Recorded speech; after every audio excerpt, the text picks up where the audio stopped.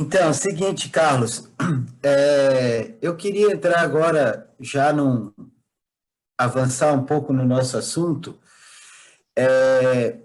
e queria que você falasse um pouco para a gente, tem um vínculo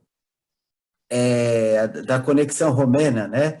Ah, E queria, dentro disso, pensar personagens aí do olavismo político, como, por exemplo, a Sarah Inverno lá, a Sarah Winter, aquela figura que ela foi fazer um treinamento na Ucrânia, né? Era uma feminista radical, começa com fêmea, aquilo tudo, e na Ucrânia acontece uma primavera, vamos dizer assim, que tem, por um lado, esses movimentos identitários e ele vai acabar com movimentos neonazistas, né? E a gente vê um pouco desse prisma pouco ideológico, ou talvez excessivamente ideológico, da figura como George Soros, né? Que ele pode influenciar essa esquerda identitária e ela pode influenciar os neonazis e financiar os dois movimentos ao mesmo tempo.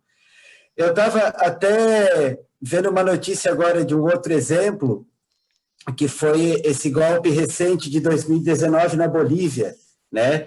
Que a gente teve um movimento contra o Evo Morales que começa em Santa Cruz com o movimento indígena, que esses índios das ONGs querendo uma intervenção ali por causa da questão do minério, exatamente da exploração de lítio, e o movimento acaba sendo tomado por essa narco-direita religiosa aí que acabou tomando poder muito fácil até na Bolívia, praticamente sem resistência. E aí a gente tem a nossa primavera brasileira, né? A nossa primavera tabajara, que começa lá com a micareta dos 20 centavos, e em 2013, né? Para desestabilizar as instituições nacionais, passa por Como Lava tudo, Jato, como passa por tudo, como Copa. tudo, como tudo, como tudo nosso começa no Paraguai, né? Então, exatamente. Aonde qualquer lugar onde reinasse um pingo de inteligência e dois neurônios, dá para você fazer uma regra de três simples e descobrir onde ia acabar aquilo. É o Salvador, Paraguai, aí Brasil. Inclusive, o negócio é tão descarado que a embaixadora americana sai do Paraguai e vem para o Brasil imediatamente.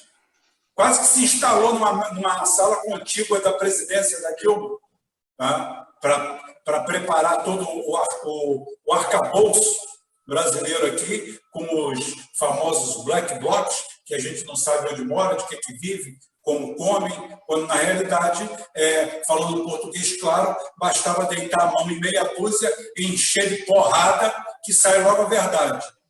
É assim mesmo, é assim que conversa. Tá?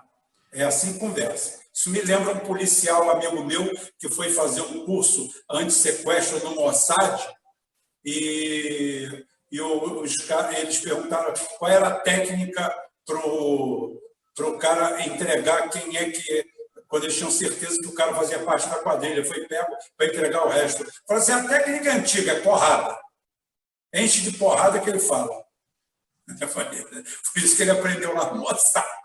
Então, mais ou menos é isso aí. Se pegasse meia dúzia daqui de moleques, mas foram insensatos, a polícia apanhou, todo mundo apanhou, foi uma festa, e tudo parece que foi feito a quatro mãos, a Dilma de um lado, o Zé Galinha do outro, todo mundo, uma festa. E essa turma todinha que está por aí da New Left e identitários, são aquele tal de Ratuf, como é que é o nome? Ratuf na batata, tal de um chargista sem criatividade nenhuma. Latuf, né? Latuf, sim, É sim. Latuf. Aquilo é um É, merda. Aquilo é um pois, merda. Então é o desenhou. seguinte, pode Enfim, falar, pode falar, cara. Pode falar, cara. ok. Olha, quanto a Sarah Winter, é interessantíssimo esse caso, porque ele expõe bem claramente o quanto, digamos assim, aí as ideologias são instrumentalizadas por gente que não tem ideologia, tem ambições. Eu costumo dizer que ideologia é coisa de pobre. Rico não tem ideologia, rico tem objetivos concretos, mas quanto a Sarah Winter, ela então começa a sua carreira, né, no Femen. É muito interessante se estudar o Femen a partir, digamos assim, dos relatos que mostram que aquilo é uma associação com um lado ocultista, ok? Muito ligado a esse New Age, e quando a gente começa a ver até relatos de familiares da Sarah Winter, novamente a gente cruza com histórias de abortos, etc. e tal. Então ela vai para o Brasil, né, ligada à Femen, e de repente ela deixa de ser Femen e passa a ser uma cristã tradicional e se torna olavista. Será que há alguma coisa aqui em comum? Bom, eu vejo aqui muita coisa em comum nesse ponto. Conectando agora essa situação na Ucrânia com, no fundo, a Sarah Winter, ela mudou, digamos assim, de lado, no meio dessa falsa oposição, porque viu que agora o lado queria perder, era o lado onde ela estava, os das Femen, e o lado queria criar mais oportunidades financeiras, era o lado, né, tradicionalista, digamos assim. A situação da Ucrânia foi uma situação onde a gente observou isso claramente, como vocês mostraram, houve instrumentalização tanto da direita mais agressiva, mais ligada às antigas células bandeiristas, e juntou também todo o movimento LGBT para a União Europeia, enfim, foi uma aliança bastante improvável, mas que aconteceu no terreno. Inclusive a situação ucraniana, ela põe em causa tantos preconceitos que as pessoas têm quando estudam política, né, achando que as coisas são preto no branco. Ali você vê, por exemplo, o envolvimento de Israel com os eventos que lá se passaram. Imagina, união de sionistas com bandeiristas, no fundo fazem os nazis alemães parecerem uns meninos, né, de infantário. A conexão romena. O Olavo, né, esteve na Romênia, depois eu já falei aqui, de quando ele começa a se aproximar de setores da igreja, o fato dele ter sido aluno do tal padre Ladislas Ladusans, de ter tido contato com o Opus Dei, foi lá que ele recebe a tal história do Foro de São Paulo, história essa que depois vai ser colocada na imprensa internacional pelo o Caio Rossi, que descobriu essa informação pelo Konstantin Menges, que se correspondia com o Olavo e estava ligado com o Reverendo Moon, que nós aqui já citamos, né? Mas então, o Olavo, depois dessa aproximação com alguns setores da Igreja Católica, ele vai à Romênia. A primeira vez que lá esteve foi em 97. E aí ele já sabia o que ia lá buscar, e ele acaba por conhecer pessoalmente todo esse grupinho em que o líder era o Andrei Plechuk, que conheceu o Mircea Eliade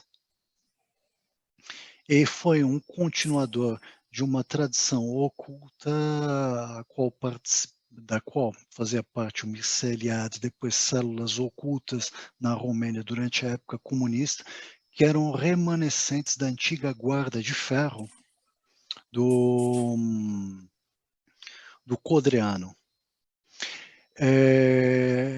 O Pleixo, então, o Pleixo, ele depois da queda do Ceausescu, chega ao cargo de ministro da Cultura.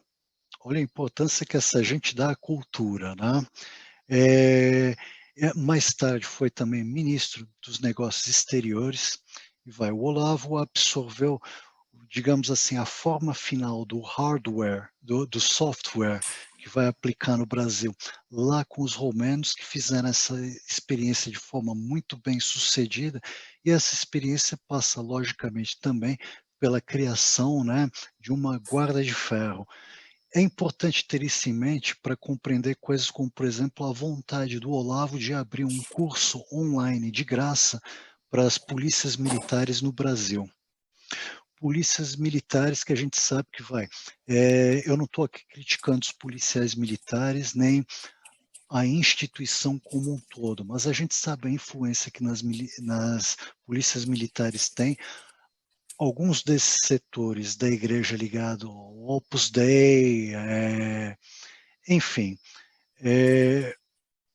a gente compreende essa vontade do Olavo de começar a doutrinar os policiais militares com um curso online oferecido de graça, né, tendo em mente essa experiência romena que ele absorveu. Agora, uma coisa, a última vez que o Olavo, a gente não pode esquecer que o filho dele ainda lá está, e que a última vez que o Olavo esteve na Romênia foi, se não me engano, em 2011, ou seja, às vésperas de começar a Primavera Brasileira, ok? E a Romênia tem sido, segundo nós investigamos, uma espécie de... A gente também, quando estuda essas coisas, não pode cair no erro de achar que, digamos assim, há uma hierarquia rígida, há um plano só, não. Há vários planos concorrentes, os vários grupos se conectam, tentam instrumentalizar-se mutuamente, mas uma coisa a respeito da Romênia é certa.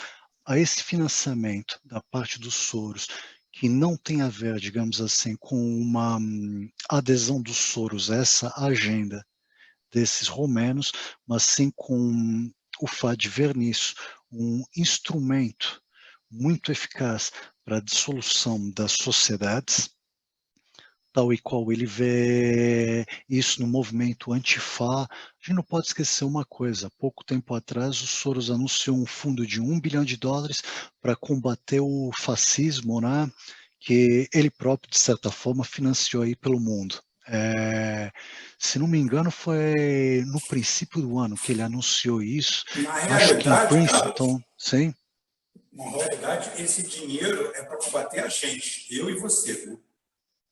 A parte Nós dele... somos o fascismo. Nós somos o fascismo. Eles querem combater conteúdos nacionalistas e trabalhistas, porque isso, segundo a lógica desse pessoal, essa lógica democrata americana, que você já abordou no início, você fez uma explanação muito boa, nós é que somos o perigo para ele. Como você me falou, o Reinaldo Azevedo, o professor Vila, ninguém vai replicar o que a gente fala, porque senão vão dar espaço. Pois. As pessoas vão ver que o Rubem, o Carlos, que somos pessoas comuns, temos ideias concretas, temos uma boa análise, temos simplesmente estrutura no que a gente fala, estrutura de calar a boca. Eu sempre falo que o meu canal é pequeno, mas a gente fala e cala a boca das pessoas, porque a pessoa não tem como retrucar. Então é o seguinte, para eles o perigo somos nós.